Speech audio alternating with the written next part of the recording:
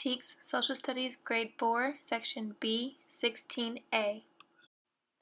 Today we're going to be talking about the Battle of the Alamo. First, I want to talk about the background history of this battle. The Alamo was built by Spanish settlers in 1718, and at that time it was called the Misión San Antonio de Valero. In the early 1800s, Spanish military troops were stationed in the abandoned chapel of the former mission. Because it stood in a grove of cottonwood trees, the soldiers called their new fort El Alamo. In 1835, the Texan volunteers overwhelmed the Mexican soldiers at the Alamo and captured the fort, gaining control of San Antonio and the Alamo. It was short afterwards, in February of 1836, Colonel James Bowie and Lieutenant Colonel William B. Travis took charge of the Texan forces in San Antonio. Commander-in-Chief Sam Houston told them to hold back because they were outnumbered by a lot, but the two leaders would not stop.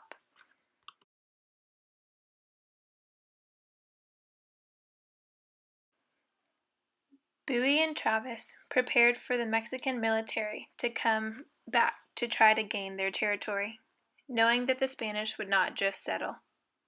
The two leaders gathered up their troops, which was less than 200 men, including former Congressman from Tennessee, Davy Crockett, and gathered their firearms and weapons and were ready for battle. On February 23rd, a Mexican force of somewhere between 1,800 and 6,000 men, commanded by General Antonio Lopez de Santa Anna, began the siege of the Alamo. The Texans fought their battle for 13 days, but on March 6th, the Mexican forces broke through a breach in the outer wall of the courtyard and overpowered them, and only a handful of Texans were spared. Santa Anna told his men to take no prisoners, and so they killed every American soldier fighting that day.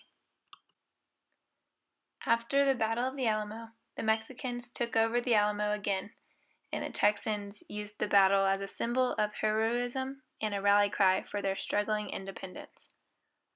It took 3 months until Sam Houston defeated Santa Anna on April 21st at the Battle of San Jacinto, and the Americans shouted, "Remember the Alamo!"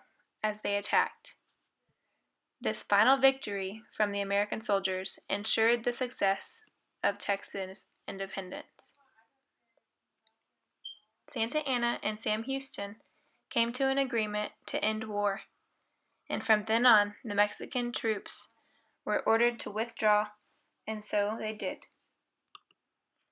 Next, I want to talk about the great historical figures from this battle. First, let's talk about Sam Houston. Sam Houston was a newly appointed commander-in-chief of the Texan forces. He is the man that voted for statehood for Texas, and he fought for their independence until it was settled. Colonel James Bowie was an amazing leader during the Battle of the Alamo and became known for his heroic fight using his pistol and a knife while laying in bed because he was ill of pneumonia. Leading next to Colonel Bowie was Colonel William B. Travis, who was a lawyer and a soldier who died during the Battle of the Alamo. William B. Travis has a park and a county named after him, called Travis Park and Travis County. Davy Crockett was a frontiersman, a congressman, a politician, and a soldier who fought for the Americans and died at the age of 49 at the Battle of the Alamo. Lastly, General Antonio Lopez de Santa Anna, who is the commander of the Mexican military that fought in the Battle of the Alamo. Santa Anna ordered his soldiers to take 0 prisoners from battle. Santa Anna survived this battle but gets captured by the American soldiers and agrees to stop war after the defeat of the Battle of San Jacinto. The Battle of the Alamo is the battle that symbolizes Texan independence and will always be remembered as the battle that created our state freedom and independence.